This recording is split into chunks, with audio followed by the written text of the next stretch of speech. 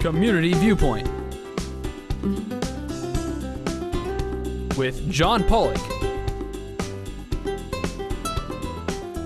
and Maria Hurst. And welcome to Community Viewpoint. I'm John Pawlak, your host once again, and we're going to have another great show. Hopefully you enjoyed last week's. We were up in the air with the steampunk airplane, and we're going to do something just as exciting this week. We're going to go to a place on the south end of town. Not a lot of people have been there. It's called the Spring Mountain Raceway, and we're going to look at sort of a what would that be called? Not a ride, but a new adventure. An adventure, and it's a venture at a 4.5-acre freshwater lake. We have a new lake in town, and it's called Lake Spring Mountain. I keep wanting to call it the Springfield from The Simpsons, but it's called Lake Spring Mountain.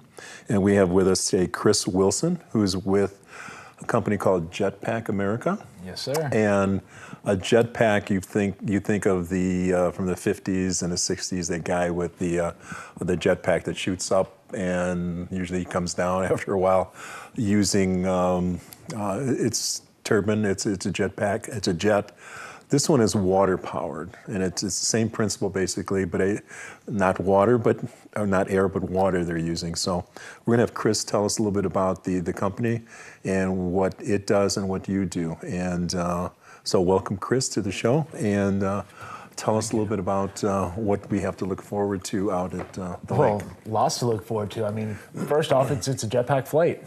I mean, it's the first time it's really been open to the public to fly jetpacks. But company name is Jetpack America. We're actually the largest jetpack company in the world, most experienced. We've done over 15,000 first-time flights. First started up in Newport Beach. Obviously, this is our newest location here. Just opened this location October 16th of last year, so we're pretty new to the area. Plus, obviously, we just got through winter, just now getting to our warm season. But things are taking off. We're doing great. So it's pretty much, very similar to the cartoons and stuff right. in the movies you're talking about, a jetpack, but it is water propelled. So it basically uses a jet ski and pushes water up through a hose, a 52-foot long hose, to a jetpack, creating flight. And one of the beauties of it is you're surrounded by water. So if you do kind of fumble around, accidentally make a crash, you're just crashing into water. It's nice and safe. And it's really actually quite easy to do. A lot of people are very intimidated by it, but we fly over 95% of our first-time customers. We get in the air flying, and it's one of those things. It's just we've got a waterproof speakered helmet, so we're constantly talking to you, telling you how to adjust, as well as for your first flight, our instructors are controlling your throttle. And as we'll hear a little bit later from Mary, it's one of those things. It's open to just about anybody. We've flown people up to 85 years old, done paraplegics, amputees, just about everything. And we were stuck with you had to be at least 16 years old, but now we just started our tandem flights. So now we can fly kids as young as 5 years old, where they go up with one of our certified instructors and get to feel the experience. Okay, so the lake, we've got a picture of the lake.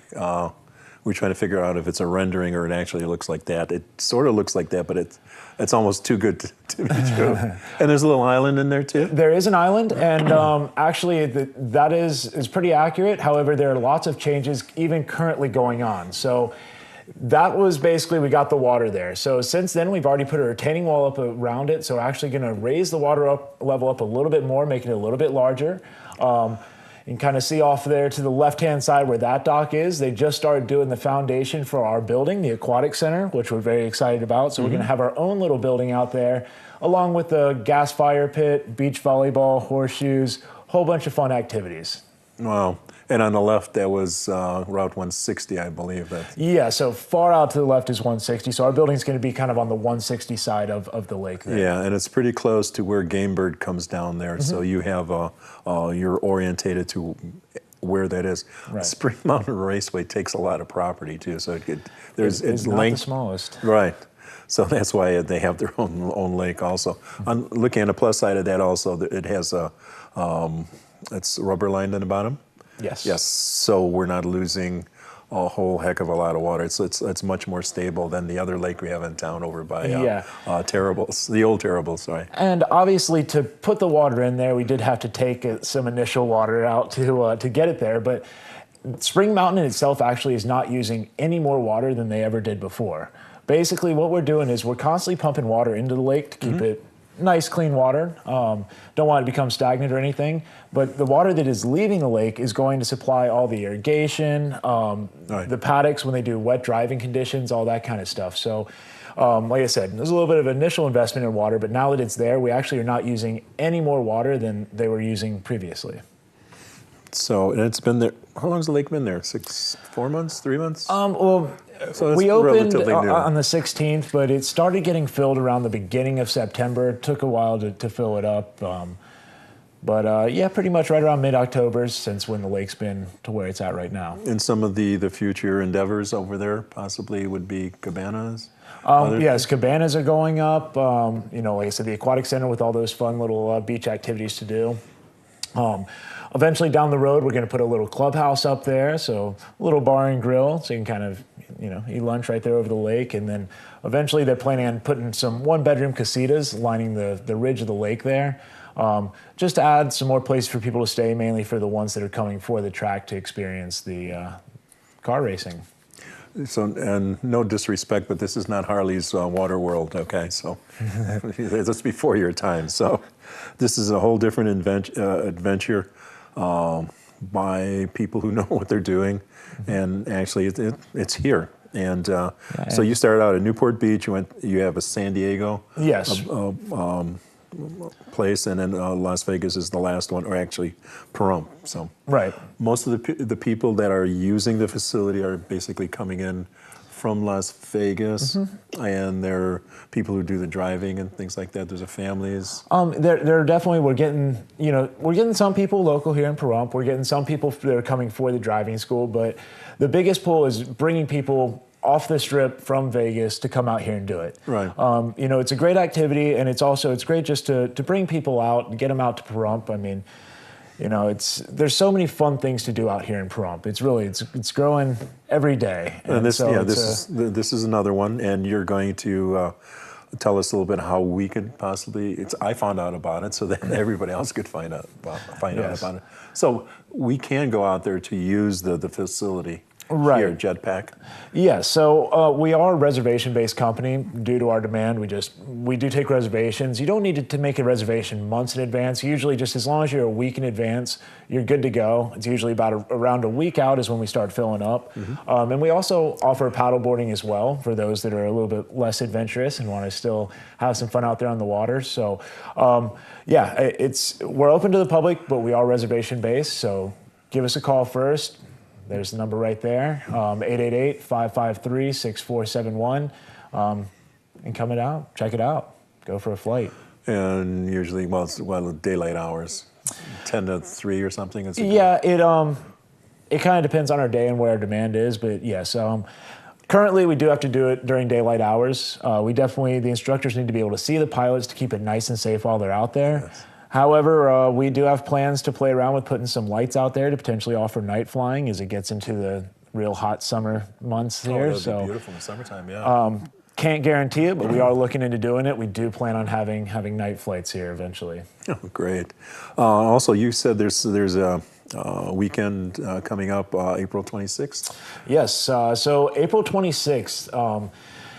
On that day, we've got the Las Vegas Science and Technology Festival going on, where we are actually one of the events happening for it. Our event is How Does Hydroflight Work?, where we're going to be going through how everything works, as well as doing a demo flight and actually giving away a jetpack flight and a tandem flight for a kid on that day for some people to experience it. So gates will open up at 10:30. We're going to be doing it from about 11 o'clock to 1 o'clock, but if you're seeing this, you want to know more, you want to see it, you want to see how everything works, it's a great opportunity to be able to come out there, check it out, and see everything that we have to offer.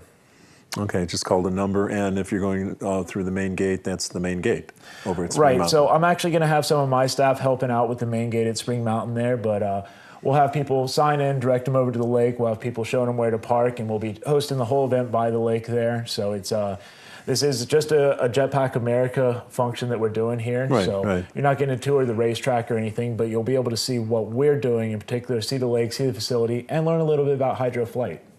So you mentioned that you've had people with missing limbs going up there, elderly people. I think we mentioned one of the things that would probably stop you would be COPD or something. You've had trouble breathing. What would be some of the things we would caution ourselves with?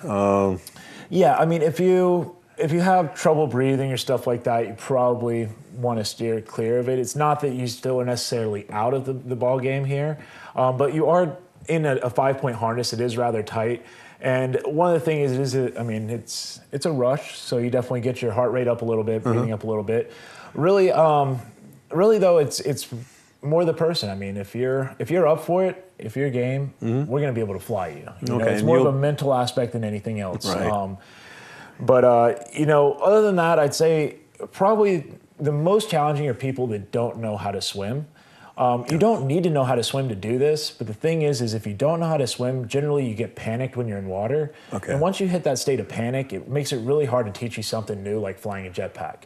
I'm not saying we haven't done it. I've actually flown quite a few people that don't know how to swim, but that's usually going to be the most challenging part, is just because you get that sense of panic when you're in the water. But like you're saying, I mean, we've done paraplegics. We actually did a guy who was a quadriplegic. He had slight movement in his arms, but not enough to medically be just a paraplegic. Okay. He was medically a quadriplegic, and we flew him. And probably one of the ones that, in my mind, I find the craziest is we actually had a vet who was amputated right at the elbow. So he only had one arm, really, and he really wanted to do it. So we got him up there, and we still got him about 7 feet off the water. That means we could have Commissioner Butch Boraski up there, because he has one hand too. So if he's game for it, maybe we'll see if he can go up there too. Yeah. So basically, it's just anybody, pretty much. The fear factor is up to you. And as long as you want to do it, then it'll be fine. Yeah, okay, so I'm okay. And it's I'm okay with things, that. Yeah, and some people think I'm crazy when I say this until they come out and experience it, but I always tell people this is one of the safest water sports you can do. And the reason being is if you go rent a jet ski, rent a boat, or even all the way down to renting a kayak, generally they're going to give you a quick little rundown of what you're going to do out there, and then they just send you on your way. And you may or may not follow boater safety, as well as everybody else on that waterway may or may not follow boater safety. Where whenever we're flying people on the jetpack, you're always supervised. We always have people around you, keeping you nice and safe, watching out for other people that might not be doing things safe, as well as making sure everything's going right. All my instructors have great training. We make sure they're grade A instructors before we ever send them out there with a customer. And due to all those facts, we really make this one of the safest water sports you can do out there. And we're going to see exactly how safe it is with a newbie in the second segment. So thank you, Chris, and thank you for watching. We'll see you on the other side.